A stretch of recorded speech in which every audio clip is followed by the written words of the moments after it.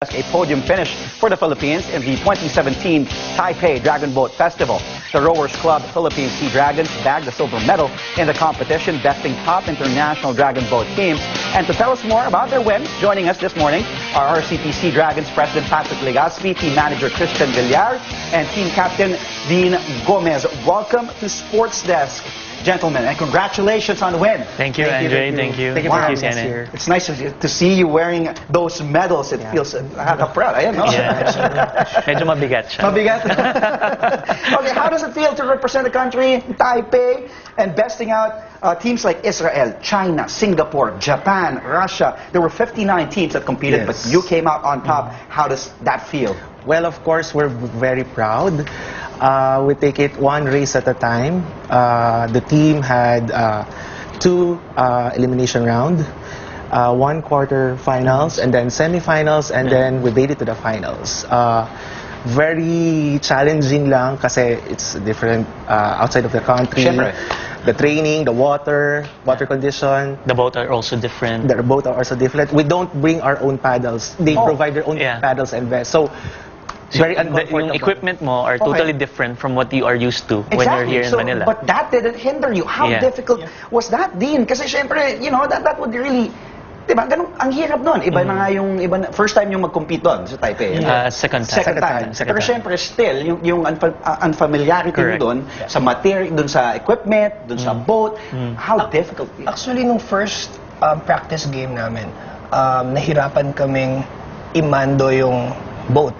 Kasi? We go circles. Kasi bago yung setup ng tawag dun sa huli is helm, yung rudder ng boat. Bago yung setup, here in the Philippines, we have long oars. So, sanay kami gamitin yung long oar. But then doon, iba yung setup, iba yung short oar siya, and then iba yung orientation niya dun sa helm side. Kung saan lalagay. So, first practice game namin, paliko-liko talaga, may ikot-ikot kami, hindi namin ma-straighten yung lane. Yeah, so ano yun, I think that was a day before the first race. So nangangapa talaga kami. The paddles, mabibigat sila. It's like you're used to left-hand driving, tapos pagdating mo doon, right-hand driving, mag-race kayo. Diba?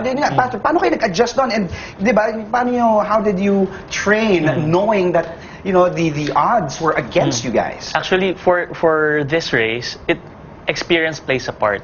So fortunately, our helmsman, si Anjo, also a former captain, was really experienced sa mga races. So may training siya, he's certified, so he's trained to adjust according sa boat, sa rudder, and the water.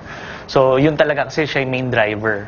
And also the rest of the crew also adjust accordingly dun sa requirement. Yeah. After nung first, di ba sabi nyo nga dun sa first day, naka-adjust na kayo kagad, or and then it was smooth sailing from then on?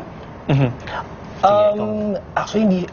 Every race, kasi meron kaming, I think, mga 5 times kaming nagkaroon ng heat for 3 days. Yung first heat namin, medyo maganda yung resulta, pero marami pa rin kaming hindi nagawang tama. So, medyo hindi ganun kaganda yung program, pero we ended up first place. So every time na meron kaming heat, we adjusted, we added another para bang strategy, we focus, and then we watch other teams. Kasi 50 teams yun na sanay na mag-race sa Taipei. Kami, wala kaming kaalam-alam doon. So talagang nanonood kami, ganito pala. So ganito yung adjustment natin. Next race, ganito gawin natin. So every time meron kami natututunan bago hanggang sa nakarating kami ng finals. Dito nagpe-play yung post-game analysis. Tapos everybody should be, listening, playing, and at the same time bringing in their ideas so that everybody will be in the same page. Correct. Everybody will be on the same page. Maging planchado nga. Even pag-catch ng flag, kasi ito lang yung Dragon Boat na may flag catcher. Dahil di ba minsan usually finish line, yung ulo lang ng Dragon. At this time you need to timingan nyo pa yung pagkuha ng Ibig flag. sabihin, dapat parang laser guided yung nag-steer. para dapat makuha niya yung flag. I have a question. Why do you think we Filipinos excel so much here in Dragon Boat? Dragon Boat racing. Kasi also the PADS adaptive Dragon Yes, Boat team correct. achieved success by winning Correct. also the gold Correct. in the CCB Asian Hong Kong International Dragon Boat Race. Correct. And you guys just won in Taipei. So Correct. we're a force to be reckoned with, despite yun nga, iba yung odds sa atin, hindi, di ba? Pero pagdating sa Dragon Boat International competitions, the Philippines is a dominant team. Why? Correct. I think because of the culture of discipline that the Dragon Boat teams are inculcating or teaching with the paddlers, because importante talaga yung training 4 times a week para lang you fight for your seat. Kasi sa RCP, meron kaming scorecard, best of the best crew lang ang makakuha. It doesn't follow if you are an old-timer or a newbie. For as long as you perform and you deliver the numbers, then pasok ka sa lineup. What's next for you guys for RCP? Are you eyeing more international competitions? Yes, of course. Of course. And when and what competitions are these? So right now we're looking at a game somewhere in Korea or in Indonesia. So we'll know soon kung matutuloy. Hopefully matuloy. So Hopefully, yeah. tuloy. Yeah, tuloy. Strike the iron once Pero again. ang secure na siguro would be next year's Taipei kasi seeded na ang Philippines. Kasi once na nag-medal ka sa top 3 ka, seeded ka na. So hindi ka na part ng first round of elimination. Hindi nyo na pagdadaanan. Hindi na pagdadaanan yan.